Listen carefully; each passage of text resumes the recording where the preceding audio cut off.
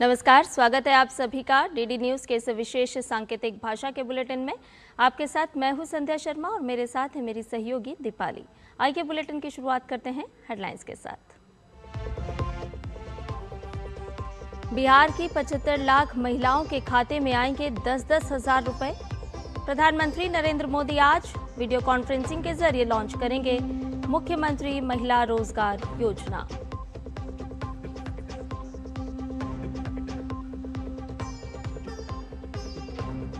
बिहार विधानसभा चुनाव पर अमित शाह की अध्यक्षता में भाजपा की क्षेत्रीय बैठक आज। वहीं प्रियंका गांधी महागठबंधन की हर घर अधिकार यात्रा की करेंगी शुरुआत।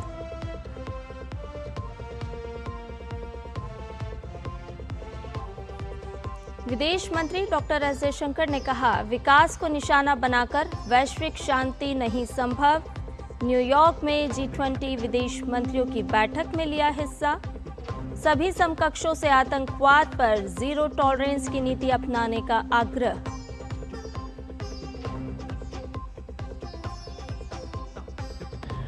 MiG-21 आज भरेगा अपनी अंतिम उड़ान। कारगिल युद्ध और बालाकोट स्ट्राइक में दुश्मन के छक्के छुड़ाने वाला MiG-21 बन जाएगा इतिहास।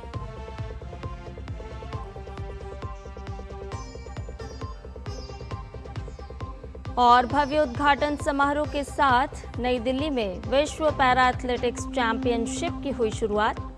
भारत पहली बार कर रहा है प्रतियोगिता का आयोजन।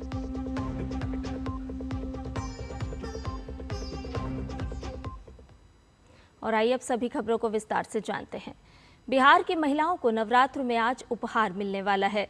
यहां 75 लाख महिलाओं के खाते में आज 10-10 हजार रुपए ट्रांसफर होंगे, यानी कुल 7,500 करोड़ रुपए हस्तांतरण होगा। दरअसल प्रधानमंत्री नरेंद्र मोदी आज बिहार की मुख्यमंत्री महिला रोजगार योजना का श्री गणेश करने वाले हैं। ये योजना राज्य के प्रत्येक परिवार की एक महिला को वित्तीय सहायता प्रदान करेगी और वे अपनी पसंद का रोजगार या आजीविका से जुड़ी गतिविधियां शुरू कर सकेंगी। इससे आर्थिक स्वतंत्रता और सामाजिक सशक्तिकरण को बढ़ावा मिलेगा। इस सहायता राशि का उपयोग लाभार्थी अपनी पसंद के क्षेत्रों में कर सकती हैं। इसमें कृषि, पशुपालन, हस्तशिल्प, सिलाई बुनाई और अन्य लघु स्तरीय उद्यम शामिल हैं।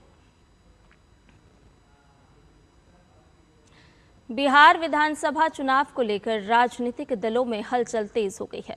भाजपा के वरिष्ठ नेता और केंद्रीय गृह एवं सहकारिता मंत्री अमित शाह आज बिहार के 2 दिवसीय दौरे पर पटना पहुंचेंगे।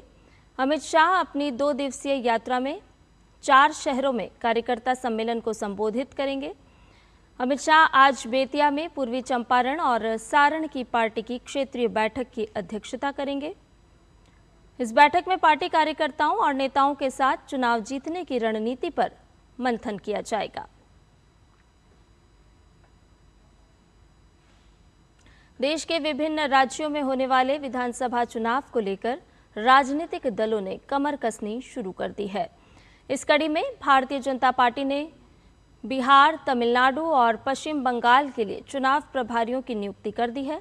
बिहार विधानसभा चुनाव के लिए भाजपा ने केंद्रीय मंत्री धर्मेंद्र प्रधान को चुनाव प्रभारी नियुक्त किया है। वहीं केंद्रीय मंत्री CR पाटिल और उत्तर प्रदेश के उप मुख्यमंत्री केशव प्रसाद मौर्य को सह प्रभारी बनाया गया है। बिहार विधानसभा चुनाव के लिए कांग्रेस के पक्ष में माहौल बनाने के लिए कांग्रेस महासचिव प्रियंका गांधी आज बिहार के दौरे पर रहेंगी। प्रियंका गांधी आज दोपहर 12 बजे पटना के सदाकत आश्रम में महिला संवाद कार्यक्रम में हिस्सा लेंगी। चुनावी ऐलान से ठीक पहले प्रियंका का महिलाओं से संवाद बहुत मायने रखता है। राष्ट्रपति द्रौपदी मुर्मू आज नई दिल्ली में राष्ट्रपति भवन में प्रतिष्ठित राष्ट्रीय भूविज्ञान पुरस्कार 2024 प्रदान करेंगी। देश के सबसे पुराने सम्मानों में से एक ये पुरस्कार भूविज्ञान के विभिन्न क्षेत्रों में असाधारण उपलब्धियों और उत्कृष्ट योगदान के लिए व्यक्तियों और संगठनों को प्रदान किया जाता है। खनन मंत्रालय प्रतिवर्ष 3 श्रेणियों में पुरस्कार देता है। इनमें राष्ट्रीय भूविज्ञान पुरस्कार के साथ आजीवन उपलब्धि का राष्ट्रीय भूविज्ञान पुरस्कार और राष्ट्रीय युवा भूवैज्ञानिक पुरस्कार शामिल हैं। केंद्रीय कोयला और खनन मंत्री जी किशन रेड्डी और राज्य मंत्री सतीश चंद्र दुबे भी इस समारोह में शामिल रहेंगे। नवरात्रि के पावन पर्व पर केंद्रीय गृह मंत्री अमित शाह पश्चिम बंगाल के कोलकाता में कई कार्यक्रमों में भाग लेंगे। अमित शाह ने एक्स पर लिखा कि चाहे पश्चिम बंगाल के दुर्गा पंडाल हों या गुजरात के गरबा रास, पूरा देश मां दुर्गा की आराधना के पर्व को बड़े हर्षोल्लास से मना रहा है। कोलकाता में अमित शाह सुबह कालीघाट मंदिर में मां काली के दर्शन और पूजन करेंगे।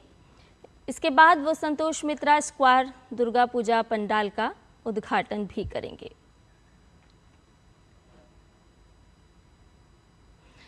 विदेश मंत्री डॉक्टर एस जयशंकर ने न्यूयॉर्क में G20 विदेश मंत्रियों की बैठक में हिस्सा लिया। अपने संबोधन में विदेश मंत्री ने कहा कि यूक्रेन और गाजा संघर्षों की वजह से ग्लोबल साउथ देश पूरी तरह प्रभावित हुए हैं। ऊर्जा, खाद्य और उर्वरक सुरक्षा सबसे बड़ी चुनौतियों के रूप में सामने आई हैं। उन्होंने कहा कि इस संकट से निकलने के लिए उन देशों की मदद लेनी चाहिए जो दोनों पक्षों से बातचीत करने की क्षमता रखते हैं।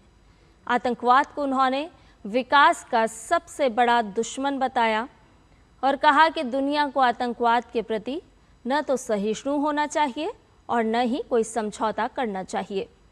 उन्होंने कहा कि आतंकवादी नेटवर्क अंतर्राष्ट्रीय स्तर पर फैले हुए हैं, इसलिए जो भी देश इनके खिलाफ कदम उठाते हैं वे वैश्विक समुदाय की बड़ी सेवा करते हैं।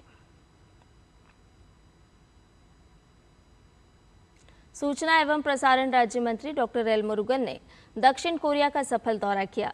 उन्होंने अपनी इस विदेश यात्रा के दौरान मीडिया, मनोरंजन, गेमिंग और डिजिटल नवाचार में द्विपक्षीय सहयोग को मजबूत करने पर जोर दिया। भारत ने 30वें बुसान अंतर्राष्ट्रीय फिल्म महोत्सव में भी अपनी सशक्त रचनात्मक उपस्थिति दर्ज कराई। सूचना एवं प्रसारण मंत्रालय ने अपने वेव्स और वेव्स बाजार प्लेटफॉर्म्स के माध्यम से भारत पर्व का आयोजन भी किया। इसके साथ ही राज्य मंत्री डॉक्टर एल मुरुगन ने कोरियाई सांसदों और उद्योग जगत से जुड़े लोगों से मुलाकात की, जिसका उद्देश्य मीडिया, AI, ब्लॉकचेन और कंटेंट संरक्षण में सहयोग को और गहरा करना था। अपने कोरियाई दौरे में डॉक्टर एल मुरुगन ने वहां बसे भारतीयों से भी मुलाकात कर द्विपक्षीय संबंधों को मजबूत करने के उनके योगदान की सराहना की। कोरिया यात्रा पर गए राज्य मंत्री डॉक्टर एल मुरुगन ने गोवा में आयोजित होने वाले 56वें भारतीय अंतर्राष्ट्रीय फिल्म महोत्सव में भाग लेने के लिए कोरियाई प्रतिनिधिमंडल को आमंत्रित भी किया। 6 दशकों से अधिक समय भारत के आसमान पर राज करने वाला, अपनी दहाड़ से दुश्मनों का मनोबल तोड़ने वाला MiG-21 फाइटर जेट भारतीय वायुसेना से आज रिटायर हो रहा है। MiG-21 का सफर सिर्फ धातु, पंख और इंजन की कहानी नहीं है, ये उन पायलटों की धड़कनों की गाथा है जिन्होंने इसकी कॉकपिट से दुश्मनों को चुनौती दी। ये उन करोड़ों भारतीयों की यादें हैं जिन्होंने अपने वीरों को आसमान की ऊंचाई पर उड़ते देखा।